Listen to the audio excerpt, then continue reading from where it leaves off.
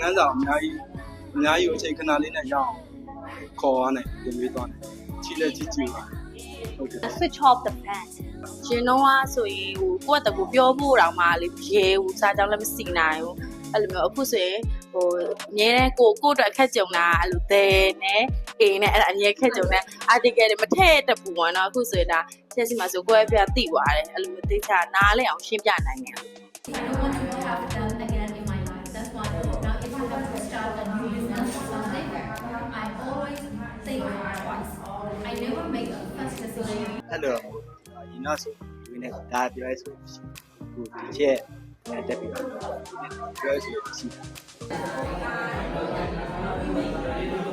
ပြောင်းလဲသွားတယ်ပြောင်းလဲသွားတယ်ဆိုတော့ချို့ဟွာဆိုမတိရရဲ့တိရချို့ကတိတာလို့အားမျိုးတယ်ရှင်းရှင်းလေးတိသွား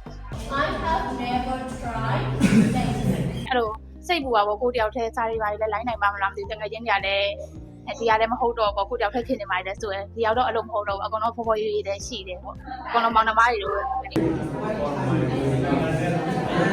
တိတိကျကျပြောင်းလဲလာချက်ဟိုကဒီမှာ practice ကိုဦးစားပေးပြီးလုပ်တော့တော်တော်အဆင်ပြေတယ်အများကြီးတည်တာပါကိုကိုလည်းသတိထားမိတာ I seldom drink beer. ဟာ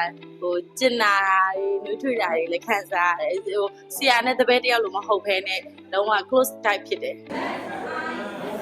တော့ရတယ်ပူပူ မနေဘူးတကယ်မနေဘူးဟို visit တော့အများကြီးပို့တယ်ပေါ့နော်ဟိုတုံးတဲ့တင်တဲ့စာတွေက အဲ့မငါဥစ္စာပုံမှန်ဆိုလို့ရှိရင်ဟိုဘက်အတန်းနေမှာဆိုလို့ရှိရင်လည်းအဲ့လိုမျိုးပဲနိုင်နဲ့ချီပြီးတင်ရတာအမှဆိုရင်တော့စတင်ပြီးတိတ်မကြောက်အိတ်ငိုက်ဒီမှာအဲ့လိုမျိုးအိတ်ငိုက်တာမျိုးလုံးဝမရှိဘူးစိတ်ဝင်စားဖို့ကောင်းပါတယ်